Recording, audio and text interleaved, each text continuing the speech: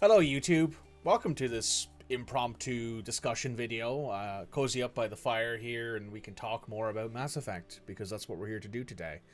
Let's talk about Mass Effect 3's ending. Mass Effect 3's ending back in 2012 was arguably some of the worst controversy I think that's ever come out of a video game industry, at least up until that point. It was so big that it like transcended gaming, right? Like there was this moment of people actually being like, oh, this is big. Like people were filing petitions, they were doing everything they could to say to BioWare, this is bad. And for those of you who are curious, I'll include a link down below to the mod itself. There is a mod that you can actually download that removes the extended cut, so you can play the ending as it was when it came out back in 2012. Because thanks to the Mass Effect Legendary Edition and thanks to the patches that have been pushed out for the Mass Effect 3 original version, if you go out and buy that or find a copy of it online, you basically can't download any of the DLC without the extended cut, I don't think, because of how they've worked it. So you have to mod it out of the Legendary Edition to try it out. And I would highly recommend people try it out, because there are...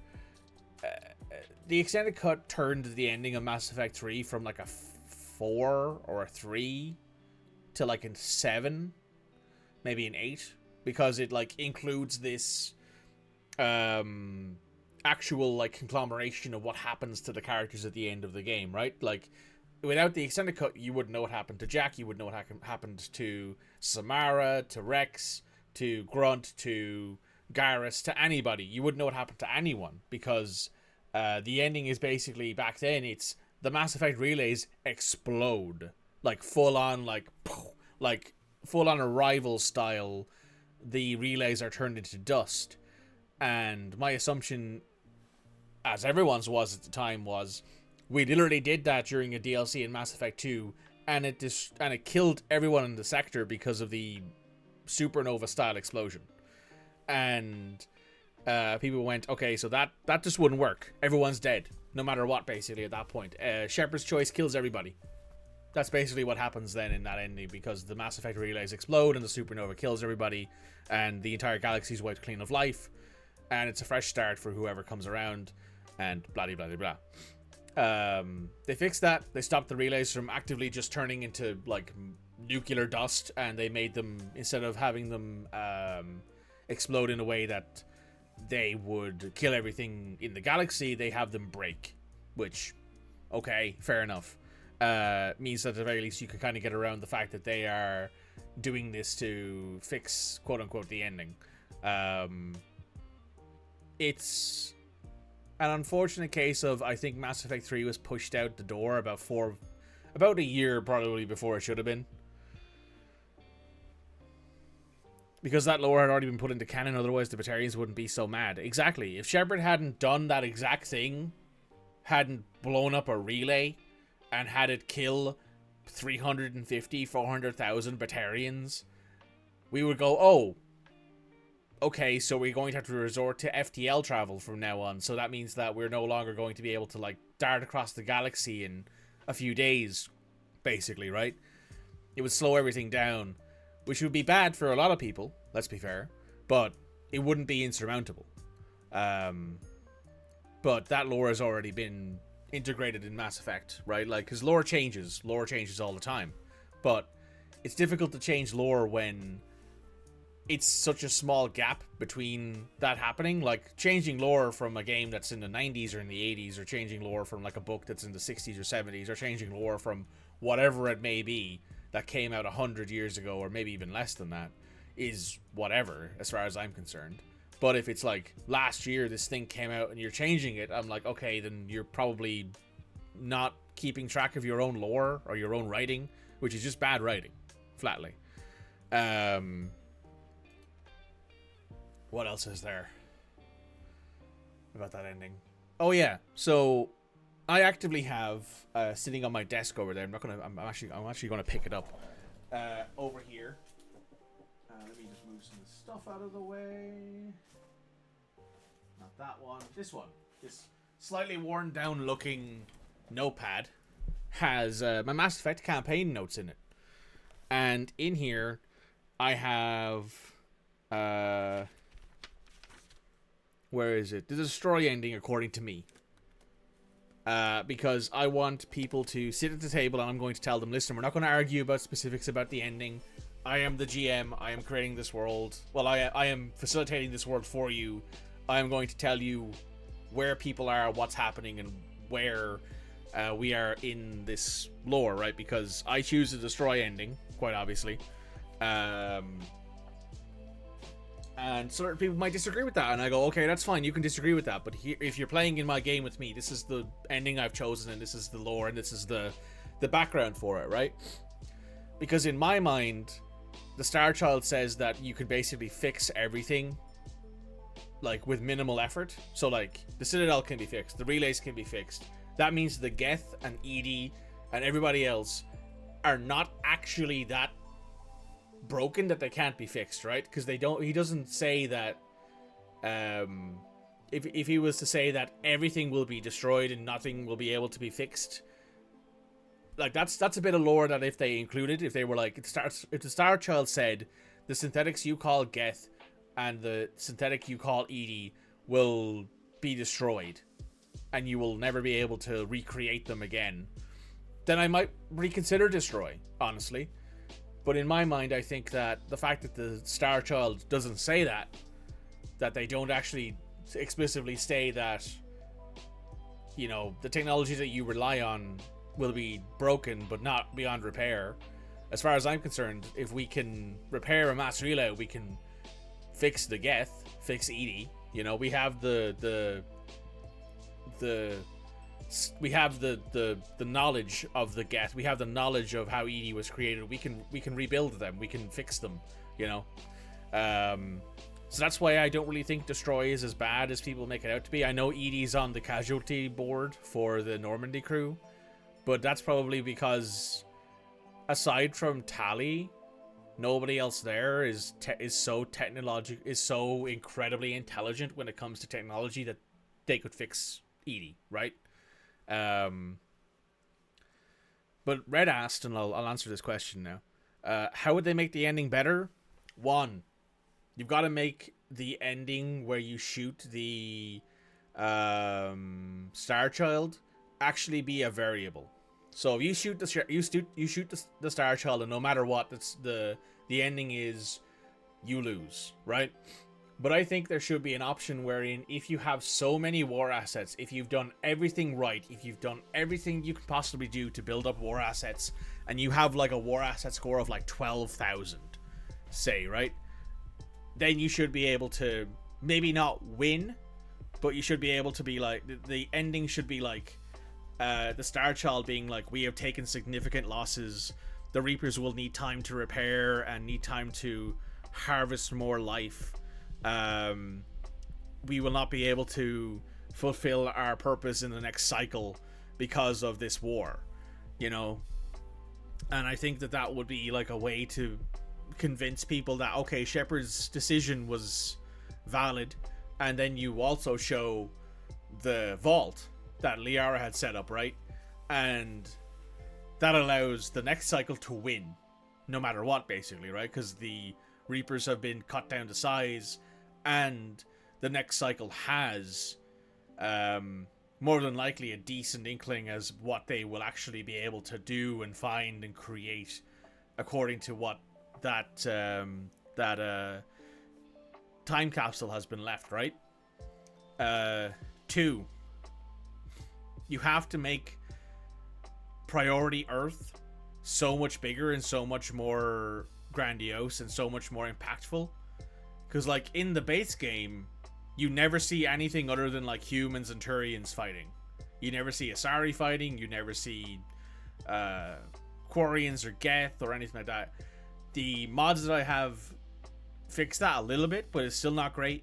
And I do think that it would have been a lot cooler if, like, you're holding if you're attacking and, like, on either side of you, there's, like, entire squads of people, like, trying to help you out. Or, like, if you're going through all of that and you have a bunch of people show up who are like, hey, Shepard, we're here to help. Like, what happened with the Phantom Company at the end?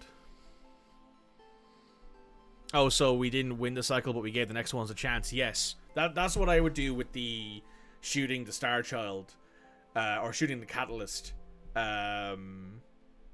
ending, wherein if you had so many war assets, you would basically be able to cut the Reapers down to size and give the next cycle more than a fighting chance. Like, you'd be like, okay, the next cycle, the Reapers would physically not be capable of taking on the next cycle conventionally. They'd have to do it more hit and run. They'd be like, okay, we're down to like, I don't know, let's say 20 Sovereign class Reapers and 50 Destroyers, and while they can recoup a lot of the ground troops from humans, Turians, Quarians, Solarians, Asari, Batarians, Alcor, all of these things, they are not going to be enough to take on the next cycle. So what we're going to do is we're either going to skip a cycle, or we're going to have to do it differently in the next cycle to win. Which, yeah, I think Priority Earth is very underwhelming, because it doesn't feel like this big grandiose like ending. It feels kind of like everything is very flat up until the fight with the destroyer, then it flattens out again, and then there's a big spike when like Shepard nearly dies, and then you go on the Citadel, and then there's just this very, very calm, like, and like the ending doesn't really have a spike in action. It just sort of does this the whole way through the end, wherein you make the decision and then you get the cutscene, and then that's it. There's no real like grandiose conclusion. It's just, here's all the lore you did, here's all the things you did over the last few games, doing your best to like learn all the lore you can, and like you can't turn around to the Star Child and say, actually the Geth and the Quarians are working together, and you can't say stuff like, actually Edie and I are good friends. Did BioWare rush the end because EA stuck their oar in? It's more than likely. It's how it usually is, right? It's the same story with the Veilguard. Dragon Age the Veilguard has the exact same issue, wherein the story is very good. They tell a very, very good overall encapsulation of Solus's story, and they give Rook a lot of time to like learn. And the twist near the ending of the game is very, very good. The entire time I was very, very engrossed in that story. It took a little bit of time to get into it to start, but once I got into it, I'm like, oh, this story is good, as I said during the gameplay. But that game was supposed to be bigger. That game was supposed to be like a full-on like 80-hour, 90-hour game where you would, you know, have your warden from the first game would come back, and your inquisitor from the third game might get into fights with you, and not with you, but like actually like be in the field with you fighting, because they have opened up the Frostbite hack engine and they have found like variables relating to that, which is pretty interesting. But like EA has basically fucked BioWare ever since arguably Mass Effect 3, arguably Mass Effect 2, because Mass Effect 2's gameplay was so much more over the shoulder shooterized, basically, because Mass Effect 1's gameplay is the worst of all four games by a margin, but it's also the one that has the best story and has the best introduction to the universe. So, you know, EA basically fucked it, and that's very common in this day and age. EA fucks everything they're involved in, more or less. Yeah, it's a hard one, right? It's a hard one. And my third way to improve the... Hang on.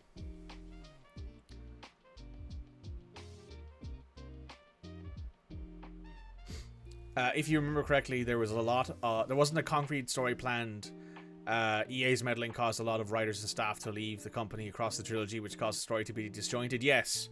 The first game was written by Drew Karpyshyn, the second game was co-written with him, and then the third game didn't have him at all. So the guy who wrote all the lore, who wrote quite a bit of the extended books and all that sort of stuff, and the guy who probably had the concept of what the ending was going to be from the start, left, like after the second game, I think, or left during the second game, which is why the dark energy theory from I believe there's someone who out there who has made a dark energy theory about like why haste from stars is dying. Excuse me. Hang on, let me pull up the Let me pull up a YouTube video here because I know it's a thing.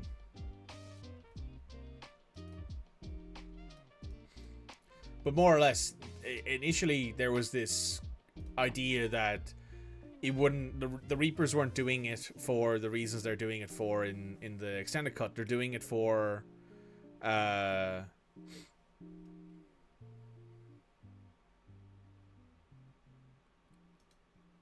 doing it for to like not necessarily prune, but to save the universe from exploding on itself because of the fact that they use dark energy in so many different things. Hang on, let me find the video.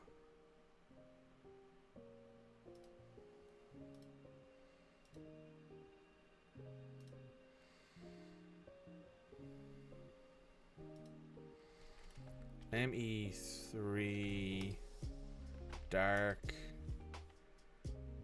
energy theory.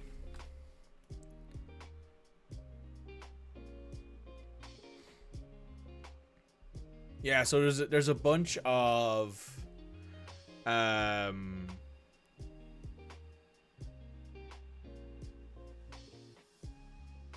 obviously Kala Elizabeth has talked about it. There's like a bunch of people who talked about this theory, right, that Mass Effect was supposed to have a very different ending. Mass Effect 3 was supposed to have a very different ending. And it didn't get that ending in the end because of the writing changes and all that sort of stuff. So while I wouldn't necessarily say EA did not help the game get completed in the full state that people thought it would, right? But they also didn't help because they came in and they wanted to change a bunch of things and they wanted to like make it more of a third-person shooter and make it more sellable to a modern audience and make it more of an approachable game and less of an RPG, which they did do in the end. But there are a bunch of videos out there about the dark energy plot, the dark energy theory, in which like basically Shepard was not necessarily a big proponent of it. Like Shepard wouldn't have been this, you know, all-knowing savior at the end like they are in Mass Effect 3 in the base game, at least, wherein they get to the end of it and it's not, and if it wasn't for Shepard getting there,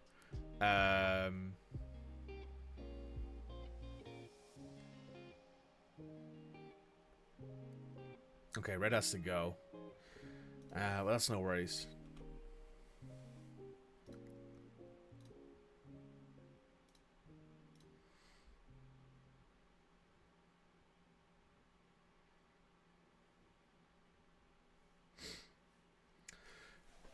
What's the biggest / most annoying plot hole left in the game that you'd like to see fixed? I mean, obviously, it's the dark energy theory, right? Like, it's the dark energy from Mass Effect 2, where during Tally's loyalty mission...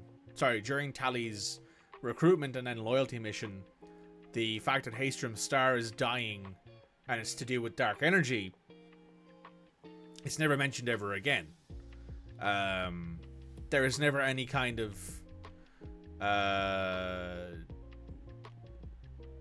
inkling as to what that could be, as to what anything's going on. There's nothing mentioned past that point. Now, there's probably some sort of reason why that happened. Maybe it's because of Drew Karpyshyn leaving. Maybe it's because of they didn't have enough time to like figure it all out and make it all work, and they were like, okay, screw it, we're going to bin this and we're going to make this ending a much more linear, much more simple, much more digestible as a concept, and they went with that. But that's probably the biggest plot hole throughout all three games. I'm not sure. Maybe I'm wrong. Maybe there's other people who have an opinion on that. But let me know if you do down below. Yeah. What else is there that I didn't like about Mass Effect 3? Oh, I don't like the fact that they took away a bunch of like... There's like a bunch of scenes in the games that didn't work when they released the game initially because the code was so fucking borked. Like the scene where Joker stands up and salutes Shepard. That was in the base game. But they had to... They never patched it because they never had time to patch it because they were too focused on fixing the ending and creating the DLCs and doing all this sort of stuff. And that got fixed in the Legendary Edition, and there's also a bunch of patches that fixed it back in the day. There was patches that fixed that made the game actually function correctly, function with all of its content included. But yeah, it's difficult because I love this franchise and I love what it is, and the lore in it, and the concepts that it approaches. You know, the concept of while being a renegade gets you to the end, right? Like killing the council, not curing the genophage, basically being humanity first, but not on the level of like Cerberus. It gets you there.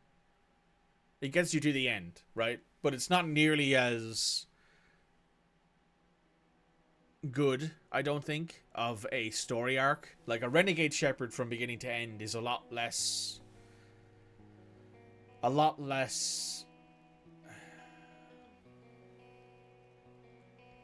a lot less to take from a Renegade Shepherd than there is to take from a Paragon Shepherd, because a Paragon Shepherd goes out and they try to actually make things work for everybody. They try and make things much better for everybody involved, while Renegade Shepherd is probably closer to the elusive man than Renegade Shepherd would like to admit.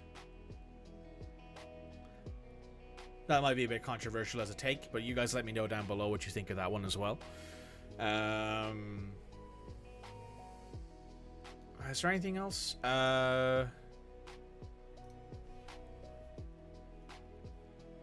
Excuse me. Anything else I can think of with Mass Effect 3? Any more questions in the chat? Anyone else want to ask any questions? Cody, are you got anything you wanna add? Anything you'd like to say? Otherwise, we'll end this video here at about 22-23 minutes, and I will jump over to Tabletop Simulator and fix this command.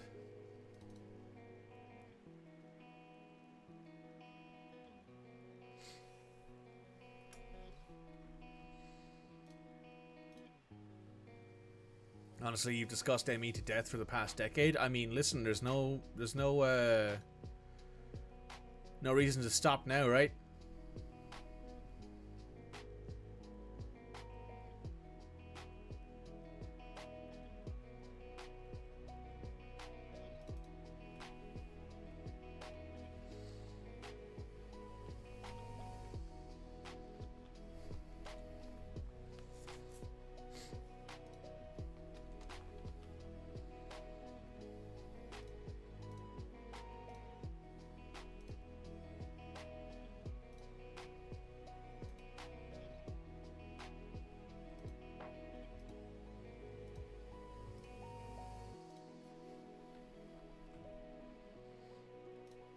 I'm also just fixing,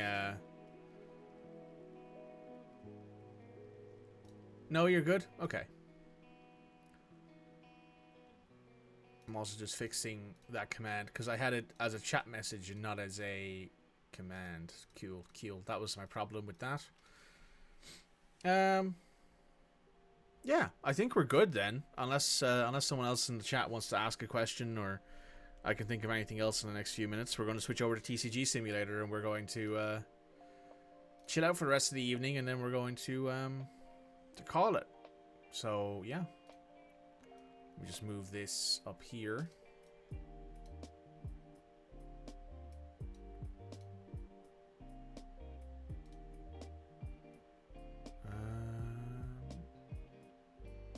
Hang on, let me refresh that. Looks like something might have died. Yeah, that's fine.